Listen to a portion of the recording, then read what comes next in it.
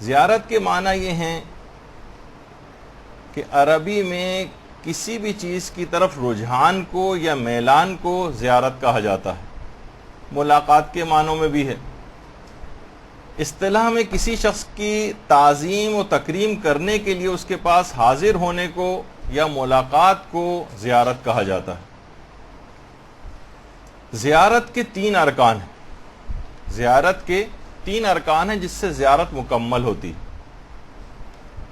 سب سے پہلی چیز تو زیارت کے ارکان میں سے ایک یہ ہے جس کو کہا جاتا ہے زائر، یعنی وہ شخص جو کسی چیز یا کسی شخص کے بارے میں کوئی میلان یا رجحان رکھتا ہے اس کو زائر کہتے ہیں. زائر یعنی وہ شخص جو کسی چیز کے متعلق یا کسی شخص کے متعلق کوئی میلان یا رجحان رکھتا ہے، اس سے محبت کرتا ہے، اس کو زائر کہا جاتا ہے،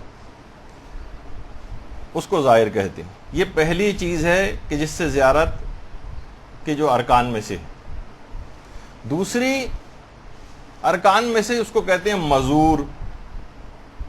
مزور یعنی جس کی زیارت کی جاتی، یعنی وہ شخص یا وہ چیز جس پر کسی زائر کا رجحان ہوتا ہے اس کو مزور کہتے ہیں.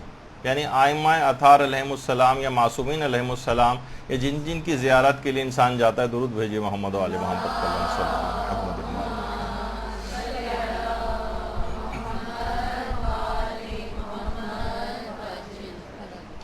اچھا، اب اگر مثال کے طور پر اگر کوئی غیر مسلم شخص ہے یا جو آپ کے عقیدے کا ماننے والا نہیں ہے، وہ بھی ان جگہوں کے اوپر جاتے ہیں، تو کیا ہم ان کو زائر کہیں گے؟ یا ظاہر ہے کہ وہ آیا ہے ان کی قبر کی زیارت کے لیے، اور جو صاحب زیارت ہیں یا جو صاحب قبر ہیں وہ بھی وہاں پر موجود ہے، تو ان 2 ارکان سے بھی مسئلہ حل نہیں ہوتا اور اس کو زیارت نہیں کہا جائے گا. تیسری چیز وہ ہے جس سے زیارت مکمل ہوتی ہے، وہ باطنی رجحان یا تعظیم جو زائر کے اندر پائی جاتی، جو زائر کے ساتھ ہوتی. ان میں سے کوئی بھی اگر ایک رجحان، یہ جو چیز ہے وہ کم ہو جائے تو زیارت مکمل نہیں ہوگی، بلکہ اس کو زیارت کہا ہی نہیں جائے گا. یا ایک چیز ہے زائر، ایک ہے مزور، اور وہ باطنی رجحان یا تعظیم کہ جو کہ زائر کے اندر ہوتی ہے. اچھا، اب جس قدر بھی، اب دیکھیں کہ ہمارے جو علماء ہیں، مراجع ہیں، جب زیارت کے لیے جاتے ہیں جو حالت ان کی ہوتی، کبھی اگر آپ انٹرنیٹ پہ آیت اللہ شیخ جواد تبریزی جو آپ کے سامنے ہیں اس وقت، جن کی تصویر کبھی حضرت زینب سلام اللہ علیہ کے روضے کی زیارت کے لیے جب گئے تھے، اللہم صلی علی محمد و آل محمد،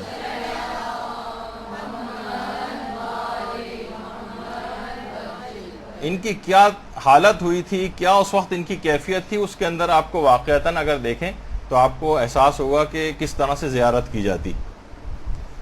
اچھا، اب زائر جو ہے وہ مزور کے بارے میں جس قدر جانتا ہوگا، اس کی جتنی معرفت ہوگی، جس قدر وہ مزور سے محبت کرتا ہوگا، جس قدر اس سے عقیدت رکھتا ہوگا، مزور کے جس قدر فضائل اور کمالات کی معرفت رکھتا ہوگا، اور جس قدر وہ ان کے متعلق جانتا ہوگا، جس قدر ان کے مطابق عمل پیرا ہوگا، زیارت کے اثرات اور نتائج اتنے ہی زیادہ بہتر نکلیں گے، اتنے ہی زیادہ زیارت کے اثرات بہتر نکلیں گے.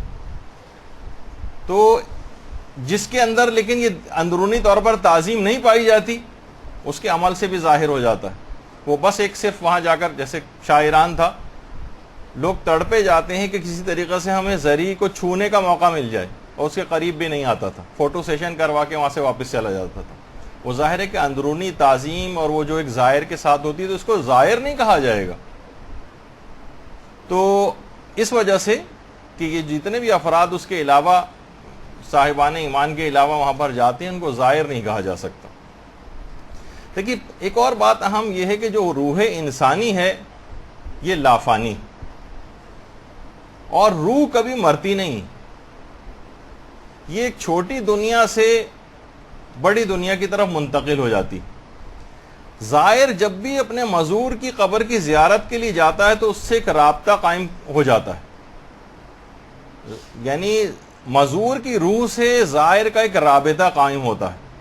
یہی وجہ ہے کہ شیخ الرئیس بو علی سینا جو تھے، انہوں نے اپنی کتاب رسائل میں اس بات کو لکھا ہے کہ زائر جب زیارت کے لیے جاتا ہے مزور کے پاس تو دنیاوی اور معنوی دونوں فوائد حاصل کرتا ہے، کیونکہ مزور جو ہے اس کی حیات اور موت یکساں ہے۔ یہی وجہ ہے کہ ہمارے پیغمبر اسلام ختمی مرتبت صلی اللہ علیہ وآلہ وسلم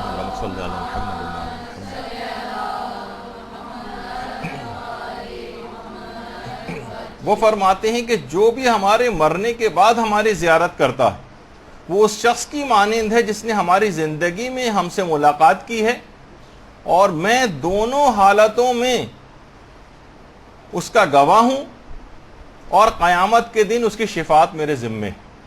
یعنی پیغمبر کی قبر کی یا ائمہ میں سے کسی کی قبر کی زیارت اگر کی جائے تو ان کی ظاہری حیات اور موت اس میں کوئی فرق نہیں، اور باقاعدہ یہ جو پیغمبر کی حدیث ہے یہ ابن قولویہ نے کامل الزیارات کے اندر نقل کی۔ اسی طریقے سے اس میں دور اور نزدیک کا بھی کوئی فرق نہیں۔ سفینۃ البحار میں شیخ عباس قمی نے جو روایت لکھی ہے پیغمبر اسلام سے کہ اگر میری زیارت کے لیے نہ آ سکو تو میرے لیے درود و سلام بھیجا کرو۔ اللہم صلی علی محمد و علی محمد۔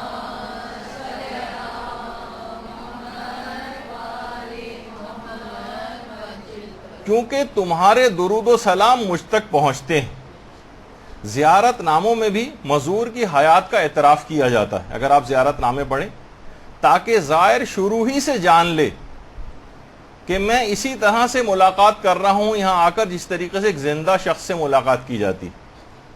اور یہی وجہ ہے کہ جو عرفا ہیں، عرفا وہ قبر سے بہت دور رہتے ہوئے بھی کپ کپاتے ہیں اور کانپتے ہیں۔ یا آیت اللہ تقی مصباح یزدی کہ قریب قبر کے جاتے ہوئے بھی جو علماء عرفان ہیں وہ کانپتے ہیں۔ ہماری طرح سے بے حجابانہ وہاں پر نہیں پہنچ جاتے جس طریقے سے عام لوگوں کا انداز ہوتا ہے، کیونکہ وہ ان کی فضائل کی اس لحاظ سے معرفت نہیں رکھتے، اور بہت دور سے ہی اپنے جسم اور روح پر مزور کے اثرات کو محسوس کرنے لگتے ہیں، اور یہی وجہ ہے کہ وہ زیادہ دیر وہاں پر ٹھہر بھی نہیں پاتے۔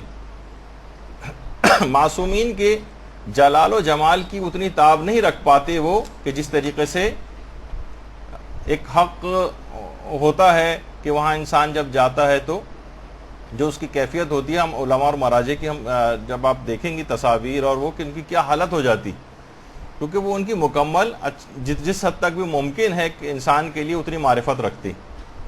اور یہی وجہ ہے کہ مفاتی میں 15 رجب کی جو زیارت امام حسین علیہ السلام ہے، اللہم صلی علی محمد و علی محمد،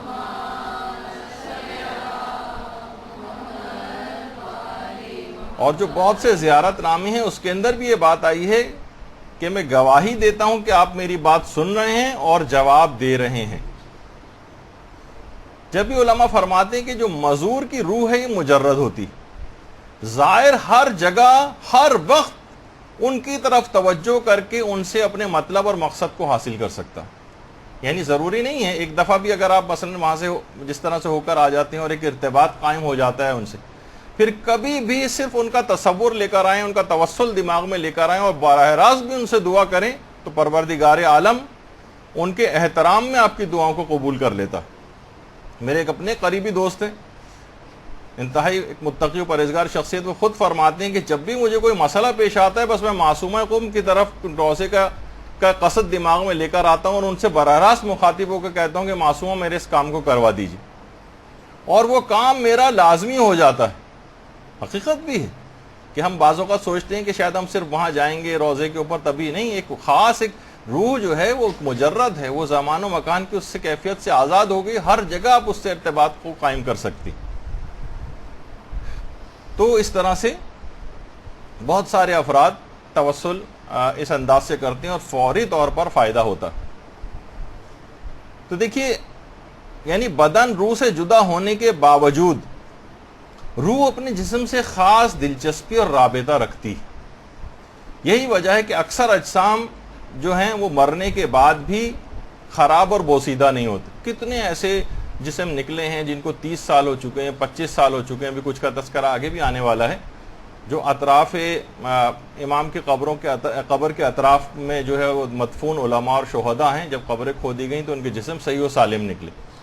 تو روح ایک خاص دلچسپی اور رابطہ رکھتی ہے اپنے جسم سے. علماء فرماتے ہیں یہ بھی اکثر اس کی ایک وجہ بنتی ہے کہ ان کے جسم بوسیدہ اور خراب نہیں ہوتے. اور جب بھی کوئی زائر وہاں جاتا ہے تو ایک خاص قسم کا ایک معنوی حالت اور اس کی ایک روحانی حالت ہوتی ہے، جس کی وجہ سے بہت سارے فیوز و برکات حاصل کرتا ہے. اور زائر جو ہے وہ مزور کی روح سے عالم معنوی سے ارتباط پیدا کر لیتا ہے، کیونکہ وہ جو مزور ہے اس کی روح عالم روحانیت کے اندر موجود ہوتی ہے. تو جیسی آپ سے اس کا رابطہ ہوتا ہے تو آپ بھی عالم معنوی کے بہت سارے فیوز و برکات آپ کو حاصل ہو جاتے ہیں. تو ان سب چیزوں کی بڑی اہمیت ہے زیارت پہ، اس وجہ سے آپ کو بار بار جانے کی دعائیں بھی ہیں. توفیقات کے لیے بھی انسان مومن دعا کرتا ہے. اس کی بہت ساری وجوہات ہیں کہ جو فیوز و برکات وہاں سے حاصل ہوتے ہیں. ورنہ دور رہ کر بھی بہت سی چیزوں میں آپ توسل کر سکتے ہیں. کیوں آپ کو حکم ہے کہ اتنا پیسہ خرچ کرو، اتنی زحمتیں اٹھاؤ اور وہاں جاؤ؟ تو ایک خاص ایک معنوی ایک ارتباط عالم معنوی اور عالم روحانیت سے آپ کو وہاں پر حاصل ہو جاتا ہے. اچھا، اب دیکھیے بے پناہ اس کے فائدے ہیں زیارتوں کے. سب سے پہلا فائدہ تو ایک یہی ہے کہ خدا سے آپ کا رابطہ ہو جاتا ہے. آپ اطاعت پر آمادہ ہوتے ہیں. کتنے ایسے افراد ہوتے ہیں جو عام زندگی میں بڑی مشکل سے آپ نے دیکھا ہوگا کہ نمازیں وغیرہ بھی نہیں پڑھتے، وہاں جا کر نمازوں کے عادی ہو جاتے ہیں. پچھلی نافرمانی والی زندگی کو وہ بدلنا چاہتے ہیں. کتنے ہم نے بہرحال مرد حضرات دیکھے ہیں کہ جو داڑیاں رکھ کر وہاں سے واپس آتے ہیں. کتنی عورتیں ہیں جو باپردہ ہو کر وہاں سے واپس آتی ہیں، یعنی جن کو توفیقات مل جاتی ہے اور واقعتاً جن کو صحیح زیارت کی توفیق ملتی ہے ان کے اندر ایک تبدیلی آتی.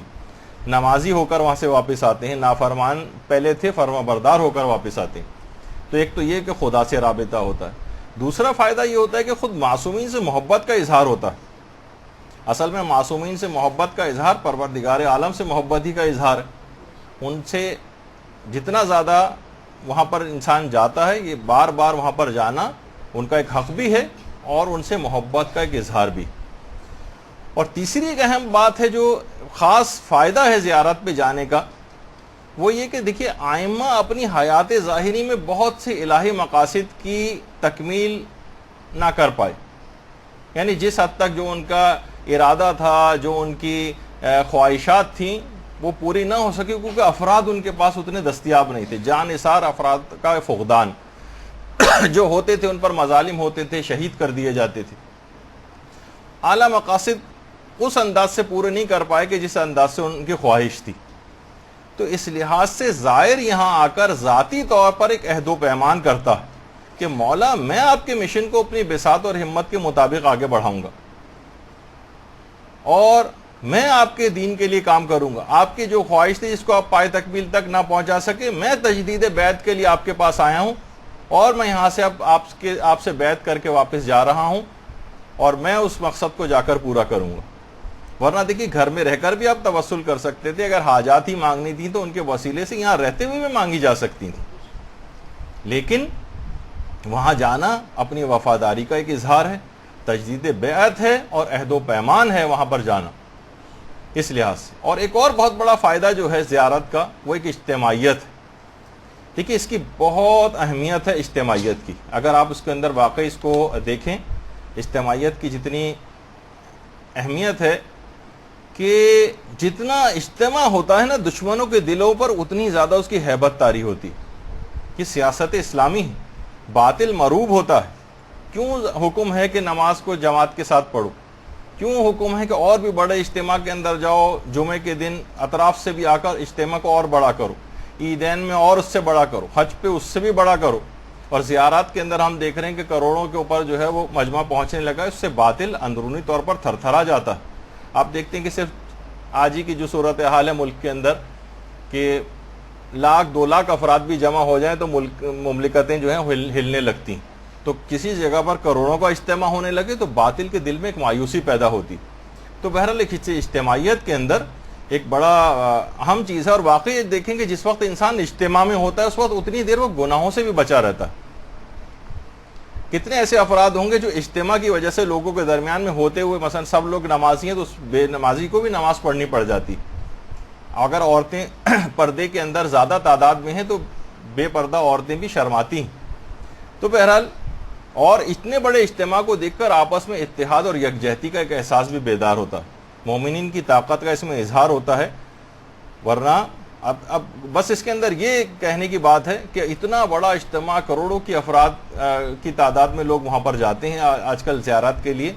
کیا ہی اچھا ہوتا اگر یہ وہاں سے تبدیل ہو کر واپس آتے. اتنی بڑی تعداد بار بار وہاں پر جاتی، تجدید بیعت کر کے آتی، ان کو اس کا احساس دلایا جاتا. تو آپ خود سوچیے کہ بات کہاں سے کہاں تک جاتی اور کتنی بڑی تبدیلی ان زیارات کے ذریعے نمودار ہوتی ہے، ہم کو معاشرے کے اندر نظر آتی. تو بہرحال دیکھیے اس کے کچھ اہداف اور کچھ مقاصد ہیں کہ زیارت پہ جانے سے خود ایک مقصد تو ہمارے 8ویں امام علی رضا علیہ الصلوۃ والسلام نے بتایا صلی اللہ علیہ وسلم.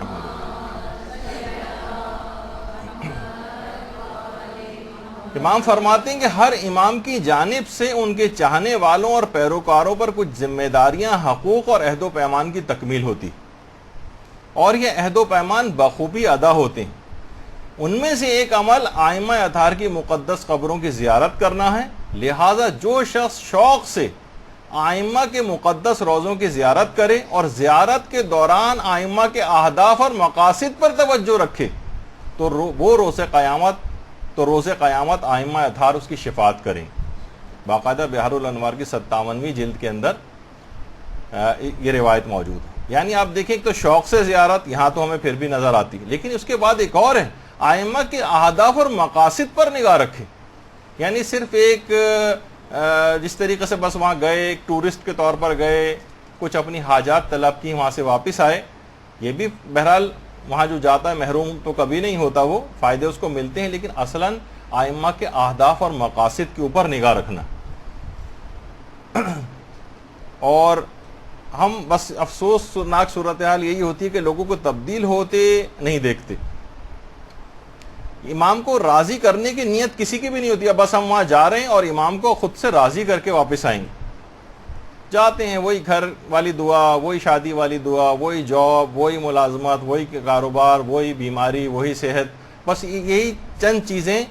ہر شخص کے پاس تقریباً اسی طرح کی دعاؤں کا ایک سلسلہ ہوتا ہے. اس میں کوئی مذمت نہیں ہو رہی کہ ان دعاؤں کو نہ کیا جائے، بلکہ دیکھیے اس کے علاوہ یہ تو بہت معمولی سے کام ہے. یقین جانیے کہ ائمہ کے روضوں کے احاطے کے اندر جو مدفون ہیں، یہ تمام افراد ان کی قبروں پہ بھی جائیں تو یہ ساری دعائیں آپ وہاں سے قبول کروا سکتے ہیں. امام کا اسٹیٹس تو بہت بلند ہے، وہاں تو اس سے کہیں بڑھ کر بات ہونی چاہیے. یعنی کسی کے پاس جائیں بادشاہ، اس سے کہیں کیا چاہیے تو آپ کہیں کہ مجھے کوئی بہت معمولی سی چیز کا نام لینے کہ مجھے مثلا کیوں موبائل چاہیے، جیسے کہ آج کل ہر جگہ دیکھنے میں آتا ہے. اتنے بڑے بادشاہ کے پاس گئے اور صرف فقط اتنی سی چیز، چھوٹی سی چیز مانگ کے اس سے لے کر آئے. اس سے تو اس کی رضا مانگتے، اس سے تو جنت مانگتے، اس سے پل صراط سے آرام سے گزرنا مانگتے، اس میں قبر کی تمام سہولیات اس سے مانگتے اور ان کا جوار معصومین مانگتے، اور کیا کچھ ان سے وہاں سے مانگا نہیں جا سکتا، خود ان سے ان کو مانگ لیتے. لیکن کیا ہے کہ ہم بہت چھوٹی چیزوں کے اوپر رہ جاتے ہیں کہ چھوٹی چھوٹی چیزیں ہم کو چاہیے، بس یہ اس میں جو کہ فانی ہو جائیں گی، ختم ہو جائیں گی. صحت مانگ کے بھی لے کے آئے تو کتنی عمر لے کے آئے، وہی 70-80 سال میں مر جانا ہے بالآخر. تو بہرحال تو یہ ائمہ کے روضوں کے احاطے میں شیخ بہائی، اب ان کا تذکرہ آگے چل کر آئے گا، اتنی جلیل القدر شخصیت، امام کے روضے کے احاطے کے اندر دفن ہے. ان کے پاس ان کی قبر کی زیارت کے لیے جائیے، دعائیں مانگی، ساری یہ قبول کروا سکتے ہیں. علامہ تبرسی، ان سے مانگ سکتے ہیں. علامہ تبرسی کی قبر ہے، صاحب تفسیر مجموع البیان، ان کا بھی تذکرہ اگلی نشست میں آئے گا. آیت اللہ نخودگی اصفہانی، جن کا وہ امام خمینی کو جنہوں نے ایک نسخہ کیمیا بتایا تھا، جن کی پوری تفصیل ہم مختلف لیکچرز کے اندر بتا چکے ہیں، ان کی قبر وہاں پر ہے. اور بڑے عجیب و غریب واقعات ہیں باقاعدہ، جو کہ انشاءاللہ اگلی نشست میں آئیں گے. وہ بھی کتنے علماء ایسے ہیں جو باقاعدہ کہا کرتے تھے کہ ہم اگر یہ تمام افراد ہمارے پاس بھی آ جائیں تو ہم ان کی ساری دعائیں قبول کروا سکتے ہیں، مگر یہ عمل امام کی شان میں ہماری طرف سے کمی کا باعث بنے گا، لہٰذا ہم اس کام کو ہرگز نہیں کریں. لیکن یہ اتنے ایسے کام ہیں کہ یہ ہم بھی قبول کروا سکتے ہیں. تو اب دیکھیے کہ ہم جب دیکھتے بھی ہیں کہ انسان جب وہاں سے واپس آتا ہے تو بلکہ ظاہر گناہ تو معاف ہو چکے ہوتے ہیں، لیکن کیا ہے کہ ایک الگ سے ایک نافرمانی کی سمجھے ایک نئے سرے سے ایک ابتدا ہوتی. واپسی پہ جہاز کا سفر ہوتا ہے, اس میں کوئی نہ کوئی ہو سکتا ہے کہ نماز کا وقت آ جائے, خاص طور پر فجر کی نماز کا وقت. کتنے افراد ہوں گے کہ جو یہ تو پھر بھی یہاں پر جو تصویر آپ کے سامنے ہے اس میں تو پھر بھی کھلی جگہ ہے, بہت سی چھوٹی جگہوں پہ کس طریقے سے نماز پڑھنی ہے. زیادہ تر افراد 90-95% افراد جو ہیں وہ نمازوں کو قضا کرتے ہیں, چھوڑ دیتے ہیں, نماز پڑھتے ہی نہیں جہاز کے اندر. خواتین, کتنی ایسی چیزیں ہیں کہ دیکھیے بہت ساری چیزیں ایسی ہیں کہ خواتین اب مثلا واش روم میں لائن لگی ہوئی وضو کے لیے, وقت مختصر ہے مثلا نماز کا, جیسے نماز فجر وغیرہ آتی ہے, تو 3 چلو لے کے اپنی سیٹ پر بیٹھے بیٹھے وضو کر سکتی ہیں. تھوڑا سا اپنا جس طرح گھونگھٹ نکالا جاتا ہے اس طرح سے آگے نکال لیا جائے, صرف تھوڑا سا پانی تو ہلکا سا کپڑوں پہ گرے گا, کون سا نجس پانی ہے وہ وضو کا پانی ہے, اگر تھوڑا سا گر جائے گا تو کیا فرق پڑ جائے گا مثلا. تو کہنے کا مقصد یہ ہے کہ بہت ساری ایسی چیزیں لوگ وضو نہیں کرتے ہیں, نماز یہاں کیسے پڑھیں, اور یہ فلاں چیز گندی ہے, ہر وقت نجس پاک معلومات نہ ہونے کی وجہ سے نمازوں قضا جو بڑا گناہ ہے وہ کر لیتے ہیں, اور اس کی ابتدائی سفر زیارت کی وہاں سے شروع ہو جاتی ہے اس گناہ سے. برحمتك يا أرحم الراحمين وصلى الله على محمد وآله الطاهرين.